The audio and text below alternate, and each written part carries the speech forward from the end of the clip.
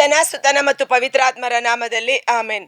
ಪವಿತ್ರಾತ್ಮನ ವರವ ಕರುಣಿಸುವೋ ದೇವಾ, ದೇವಾ ನಿನ್ನ ವರದಾನವನ್ನು ನೀಡಿ ಅನುಗ್ರಹಿಸು.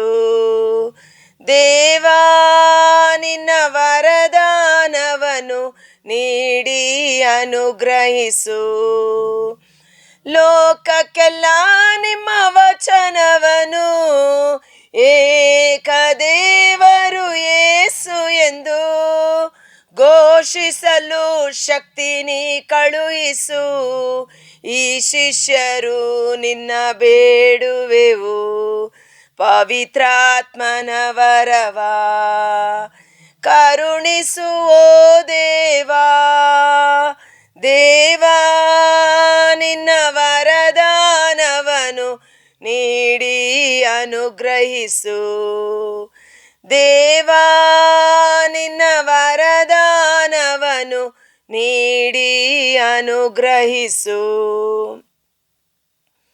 ಪ್ರಭು ಕ್ರಿಸ್ತರಲ್ಲಿ ಆತ್ಮೀಯ ಸಹೋದರ ಸಹೋದರಿಯರೇ, ಕಳೆದ ವಾರದ ಒಂದು ಸಂಚಿಕೆಯಲ್ಲಿ ನಾವು ಧ್ಯಾನಿಸಿದೆವು ಪವಿತ್ರಾತ್ಮರ ವರದಾನಗಳ ಕುರಿತು ಸರಿಯಾದ ಅರಿವುಳ್ಳವರಾಗಿರಬೇಕು.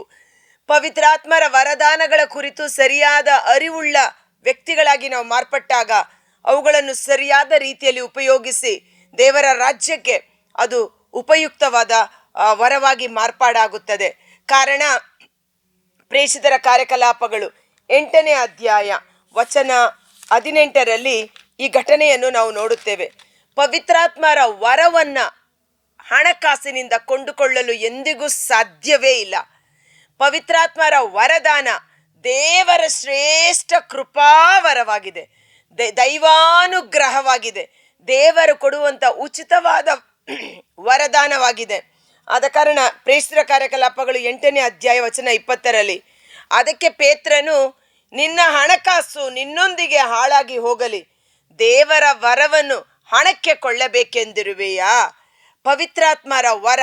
ಪೇತ್ರ ಮತ್ತು ಯೌವಾನ ಯಾರ ತಲೆಯ ಮೇಲೆ ಹಸ್ತನಿಕ್ಷೇಪ ಮಾಡಿ ಪ್ರಾರ್ಥನೆ ಮಾಡುವಾಗ ಅವರಲ್ಲಿ ಪವಿತ್ರಾತ್ಮರು ಪ್ರಧಾನವಾಗುತ್ತಿದ್ದರು, ದುರಾತ್ಮಗಳು ಬಿಡುಗಡೆಯಾಗುತ್ತಿದ್ದರು, ರೋಗಿಗಳು ಸೌಖ್ಯ ಹೊಂದುತ್ತಿದ್ದರು. ಅಸತ್ಯ ದೇವರನ್ನ ಬಿಟ್ಟು ಸತ್ಯ ದೇವರ ಕಡೆಗೆ ಅವರು ಮಾನಸಾಂತರ ಹೊಂದಿ ದೇವರ ರಾಜ್ಯಕ್ಕೆ ಸೇರಿಸಿಕೊಳ್ಳುತ್ತಿದ್ದರು. ಇದನ್ನು ನೋಡಿದಂಥ ಸಿಮೋನ ಎಂಬ ಮಂತ್ರವಾದಿ, ನಾನು ನಿಮಗೆ ಬೇಕಾದಷ್ಟು ಹಣ ಕೊಡುತ್ತೇನೆ, ನಾನು ಸಹ ಯಾರ ತಲೆಯ ಮೇಲೆ ಕೈಯಿಟ್ಟರೆ ಈ ವರ ಕಾರ್ಯ ಮಾಡುವಂತೆ ನನಗೆ ಈ ವರವನ್ನು ಕೊಡಿರಿ, ಅದಕ್ಕೆ ಪ್ರತಿಯಾಗಿ ನಿಮಗೆ ಬೇಕಾದಷ್ಟು ಹಣವನ್ನು ಕೊಡುತ್ತೇನೆ ಎಂದು ಹೇಳುವಾಗ ಪೇತ್ರನು ಹೇಳುವಂಥ ಅದ್ಭುತಕರವಾದ ಮಾತು, ಸಿಮೋನನೇ, ದೇವರ ವರವನ್ನು ಹಣಕಾಸಿನಿಂದ ಕೊಳ್ಳಬೇಕೆಂದಿರುವೆಯಾ?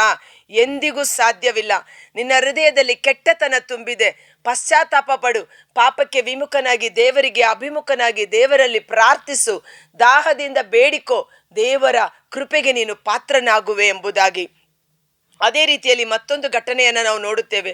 ಪ್ರೇಷಿತರ ಕಾರ್ಯಕಲಾಪಗಳು 19ನೇ ಅಧ್ಯಾಯದಲ್ಲಿ ಪೌಲನು ದುರಾತ್ಮಗಳನ್ನು ಓಡಿಸುತ್ತಿದ್ದ ವಿಷಯವನ್ನು ಕಂಡುಕೊಂಡ ಸ್ಕೇವ ಎಂಬ ಯಾಜಕನ 7 ಮಂದಿ ಮಕ್ಕಳು, ಅವರು ಸಹ ಪೌಲನು ಓಡಿಸುತ್ತಿರುವ ಯೇಸುವಿನ ನಾಮದಲ್ಲಿ ಎಂದು ದೆವ್ವಗಳನ್ನು ಓಡಿಸಲು ಪ್ರಾರಂಭ ಮಾಡಿದರು.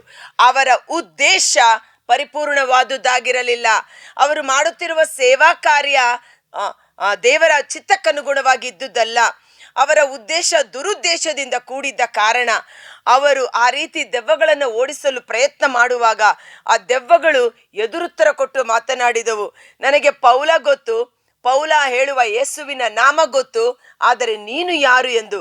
ಆ ದೆವ್ವಗಳು ಅವರ ಮೇಲೆ ಬಿದ್ದು ಅವರನ್ನ ಬಟ್ಟೆಗಳನ್ನೆಲ್ಲ ಕಿತ್ತು ಒಡೆದು ಗಾಯಗೊಂಡು ಥಳಿಸಿ ಅವರು ಓಡಿ ಹೋದರು ಎಂಬ ಘಟನೆಯನ್ನ ಪ್ರೇಷಿತರ ಕಾರ್ಯಕಲಾಪಗಳು 19ನೇ ಅಧ್ಯಾಯ ವಚನ 14ರ ಮೇಲ್ಪಟ್ಟು ನಾವು ನೋಡುತ್ತೇವೆ. ಇದರಿಂದ ನಮಗೆ ತಿಳಿಯುವ ಅಂಶವೇನೆಂದರೆ ಪವಿತ್ರಾತ್ಮರ ವರಗಳ ಬಗ್ಗೆ ಸರಿಯಾದ ಅರಿವುಳ್ಳವರಾಗಿರಬೇಕು. ಪವಿತ್ರಾತ್ಮರ ವರಗಳನ್ನು ಸರಿಯಾದ ರೀತಿಯಲ್ಲಿ ಉಪಯೋಗಿಸುವ ಕೃಪೆಯಿಂದ ತುಂಬಿಸಲ್ಪಟ್ಟಿರಬೇಕು. ಪವಿತ್ರಾತ್ಮರ ವರಗಳನ್ನ ಹಣಕಾಸಿನಿಂದ ಕೊಂಡುಕೊಳ್ಳಲು ಸಾಧ್ಯವಿಲ್ಲ, ದುರುದ್ದೇಶದಿಂದ ಅದನ್ನು ದುರುಪಯೋಗ ಪಡಿಸಲು ಸಹ ಸಾಧ್ಯವಿಲ್ಲ. ಬದಲಿಗೆ ದೇವರ ಕೃಪೆಯಿಂದ ಅದನ್ನು ಪಡೆದುಕೊಳ್ಳುತ್ತೇವೆ. ಆದ ಕಾರಣ ಒಂದು ಕ್ಷಣ ಕಾಲ ನಮ್ಮ ಕಣ್ಗಳನ್ನು ಮುಚ್ಚೋಣ. ಈ ಇತ್ತೀಚಿನ ದಿನಗಳಲ್ಲಿ ಪ್ರತಿಯೊಬ್ಬರಲ್ಲಿ ಅಭಿಷೇಕವಾಗಿ ತುಂಬಿಸಲ್ಪಟ್ಟಿದ್ದಾರೆ. ಪಂಚಾಶತಮ ಹಬ್ಬದ ಮಹೋತ್ಸವದಲ್ಲಿ ಭಾಗಿಗಳಾದ ನಾವು ಪವಿತ್ರಾತ್ಮರಿಂದ ನವೀಕರಿಸಲ್ಪಟ್ಟಿದ್ದೇವೆ. ಆದರೆ ಪವಿತ್ರಾತ್ಮನಿಂದ ಅಭಿಷೇಕಿಸಲ್ಪಟ್ಟ ವ್ಯಕ್ತಿ ಅವರ ವರಗಳಿಂದಲೂ ಫಲಗಳಿಂದಲೂ ತುಂಬಿದ ವ್ಯಕ್ತಿಯಾಗಿ ಮಾರ್ಪಾಡಾಗಬೇಕು. ಕರ್ತರಾದ ಯೇಸುವೇ, ಮುಂಜಾನೆ ವೇಳೆ ಜೀವಸ್ವರವನ್ನು ಆಲಿಸುತ್ತಿರುವ ಪ್ರತಿಯೊಬ್ಬ ಸಹೋದರ ಸಹೋದರಿ ನಿಮ್ಮ ಬಲಾಢ್ಯವಾದ ಗಾಯಗೊಂಡ ಕರಗಳಿಗೆ ಸಮರ್ಪಿಸುತ್ತೇನೆ. ತನ್ನನ್ನೇ ತಾನು ತಗ್ಗಿಸುವವರಿಗೆ ದೇವರು ತನ್ನ ಕೃಪಾ ವರಗಳನ್ನು ನೀಡುತ್ತಾರೆ. ಅಹಂಕಾರಿಗಳನ್ನ, ಗರ್ವಿಷ್ಠರನ್ನ ದೇವರು ಚದುರಿಸಿ ಬಿಡುತ್ತಾರೆ ಎಂದು ನುಡಿದಿದ್ದೀರಿ. ಯೇಸುವೆ, ಸಮಯದಲ್ಲಿ ನಮ್ಮನ್ನೇ ನಾವು ತಗ್ಗಿಸಿಕೊಳ್ಳುತ್ತೇವೆ. ನಮ್ಮಲ್ಲಿ ಕಾರ್ಯ ಮಾಡುತ್ತಿರುವ ಅಹಂಕಾರ, ಗರ್ವ, ಸ್ವಾರ್ಥ, ಕ್ಷಮಿಸಲಾಗದಂತ ಒಂದು ಸಿಟ್ಟು, ಸಿಡುಕುತನ, ಇತರ ಪಾಪದ ಪ್ರಲೋಭನೆಗಳು ಸಂಪೂರ್ಣವಾಗಿ ನಮ್ಮಿಂದ ಬಿಡುಗಡೆಯಾಗಲಿ.